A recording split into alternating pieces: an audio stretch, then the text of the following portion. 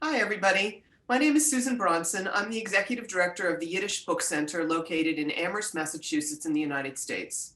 In the very short time we have, I thought I'd take a few moments to offer a short history of the Yiddish Book Center's work with digital collections. For those unfamiliar with the center, the organization was founded 40 years ago by our president, Aaron Lansky. Aaron was a graduate student in search of some Yiddish books at the time. And when he realized that untold numbers of these books were being discarded by Jews unable to read the language of their Yiddish-speaking parents and grandparents, he organized a network of Sammler collectors and launched a concerted campaign to save Yiddish books. Since that time, more than 1 million books have been rescued by the center from across the globe, and we receive thousands of books each year, still today. However, from the start, the goal was not just to save and preserve the books, but to put them in the hands of readers. In addition to distributing copies of books to libraries around the world, we began an effort to digitize the books, and in 1997, we established the Steven Spielberg Digital Yiddish Library, where complete digitized works could be accessed online free of charge. The digital library today contains nearly 12,000 titles, and these works have been downloaded more than 3 million times. Since the establishment of the Spielberg Library, the center has continued to work to improve access and to expand its digital collections. In addition to the library, our digital collections now include hundreds of hours of archival recordings of lectures recorded at the Jewish Public Library in Montreal between 1953 and 2005, the Sammy Rohr Library of recorded Yiddish books read aloud by native speakers, Yiddish Book Center recorded public programs from its 40-year history, the New York Public Library Yiddish Book Center Yizkor book collection of 650 digitized Yizkor books, and our growing collection of more than 1,000 oral histories, which you will hear more about shortly. Several years ago, we created a new search engine which enables search across all of these collections on our website. We're now working in partnership with the National Library of Israel, the YIVO Institute for Jewish Research, and the New York Public Library to create an online universal Yiddish library, which will make accessible an estimated 40,000 Yiddish language books from all of our respective collections. We have invested in both digital infrastructure and staffing, with support coming from major individual donors, appeals to our more than 18,000 members, grants from private foundations, and a recent grant from the United States National Endowment for the Humanities. Our staff is small but mighty. Today, we will highlight two important aspects of our recent work in digital humanities: the development and launch of Yiddish optical character recognition, Yiddish OCR, and the recent project to enhance access to more than 600 oral history interviews in the collection. First, our digital librarian and web developer, Amber Clooney, will tell you about the OCR project. Then Christa Whitney, director of the Wexler Oral History Project, will describe her recent work. So first, I turn this over to Amber. Amber? Thank you, Susan. First, I'm just going to give you a very brief tour of the website that Susan mentioned with our digital collections there. So you can compare our site search to the new OCR search that we've just developed. So like Susan said, if you go to our website, you can find more than 800 archival recordings, 800 oral histories, 140 audiobooks, and nearly 12,000 digitized Yiddish books. If you go to yiddishbookcenter.org, you can search all of our archival digitized collections in addition to all of the curated content that we produce here at the center, including articles, magazine articles, translations, podcasts, and much more other curated content related to our collections here. So if you click on the top tab here, Digital Library and Collections, you can see a listing of all of the collections items that we have. And if you search, in the search bar here, you can search everything on our site.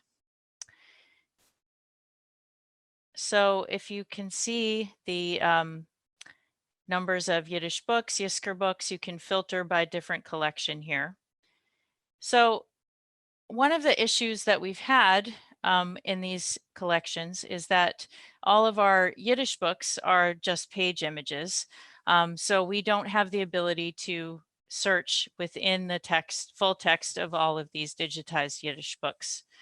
And that's why we've been working on our OCR site. This is a multi-year project. We launched the beta version of the OCR site in 2019, and we were using software developed by a longtime friend of the center and computational linguist named Asaf Urieli. He has developed a software called Joker, which is short for Java Optical Character Recognition, and it uses machine learning to learn to OCR any language. So if you feed the software a corpus of page images of text and a lexicon, it will process the pages with OCR and make them searchable in full text. So if we go to our search box on our main website and search for the word goat, which is SIG, we will get 4 results in Yiddish books. But if we go to our OCR site, which is at ocr.yiddishbookcenter.org, and search for the same word, goat, we get 6,172 results. So it's really been a huge change, and we have so much more ability to search our book collection as a result of these developments. So just to show you a little bit about the search results here. This is for each result that comes up, we have some information about the book within our OCR collection. And you can also view a page snippet of the book, and you can view the transcribed text. So this is the fully transcribed text in a text file of the entire book, and all of these are freely available for all the 10,000 or so books that we have analyzed with OCR. Or you can go back to our website to look at the original scan of the book from each search result. And you'll notice that in the top set of results, even though I typed in SIG, it actually got Sigalub because it will get forms of words, different forms of words in addition to the root word that you type. So that is just hugely a huge change from what our search capabilities were before. So now what we can do with OCR are we can search for the titles of works inside the collected volumes. We can search for words and topics in books that don't have indices. We can search for names and phrases across all of the book collection.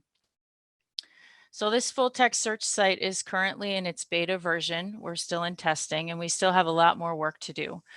We are incorporating processing of page layouts so that the machine can learn to recognize page layouts and process them, such as 2-column layouts or images or other languages that aren't Yiddish. And once we do that, we can process the remaining several thousand books that we were not able to process from our collection, including the Yizkor books, and then eventually integrate OCR search with the main website and with our Universal Yiddish Library project that Susan mentioned. So once accuracy is improved and all of that layout work is done, we will have just vast capabilities, especially if we are searching ideally all of the Yiddish books that we can find and digitize.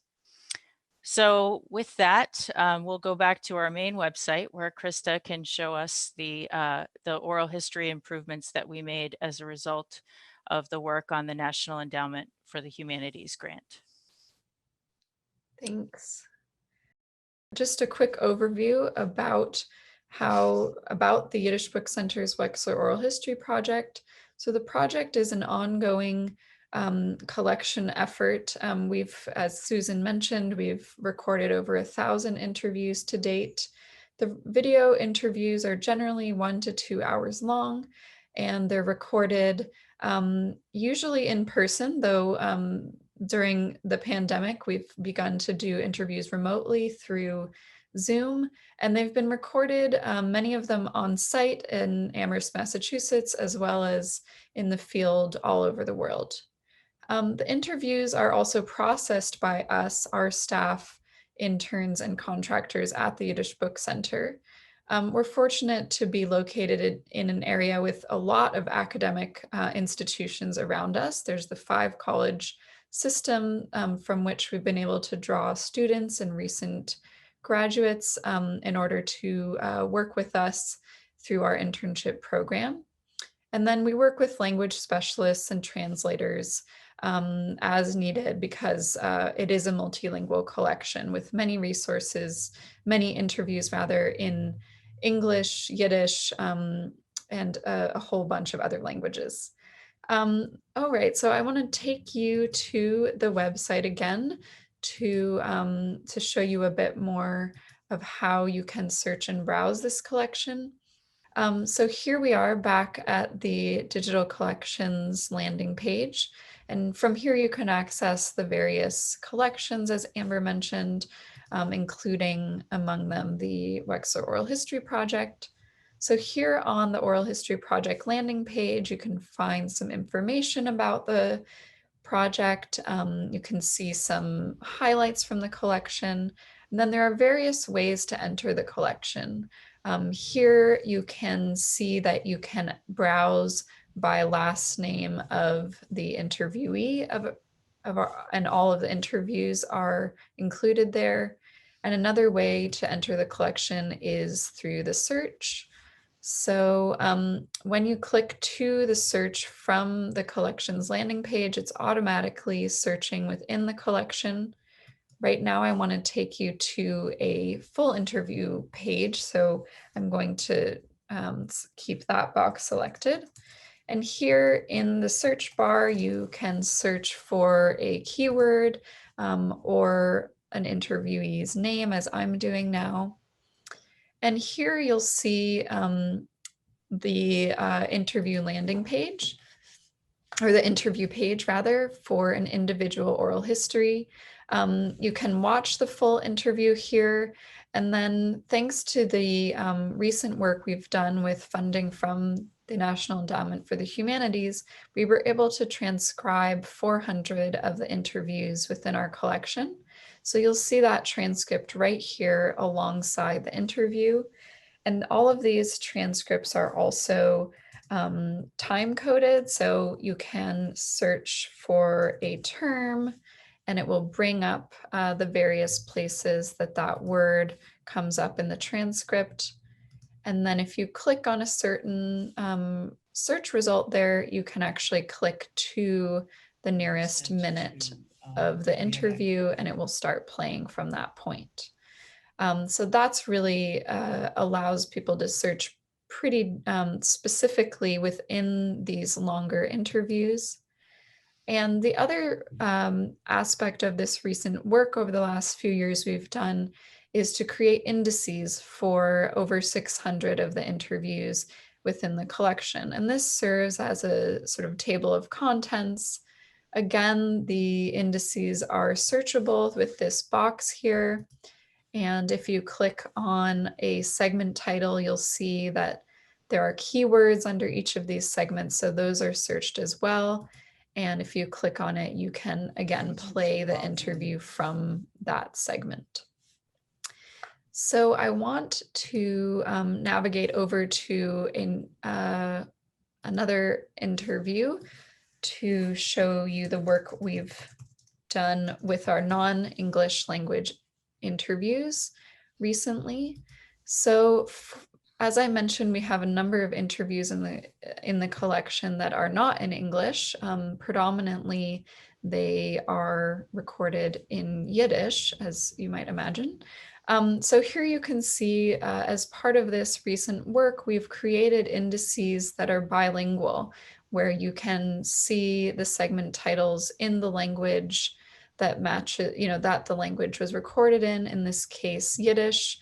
And you'll see again that there are keywords under each of these segment titles. And again, this is all searchable in the language of the index, and then it's also available in English. So that's the transcript and indexing work that we've done recently and just released to the website.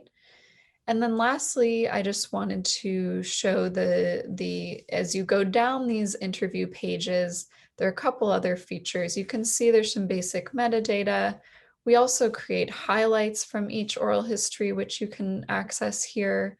And then also you can see some digital artifacts related to the oral history that are visible here at the bottom. This is another new update from our recent grant-funded work.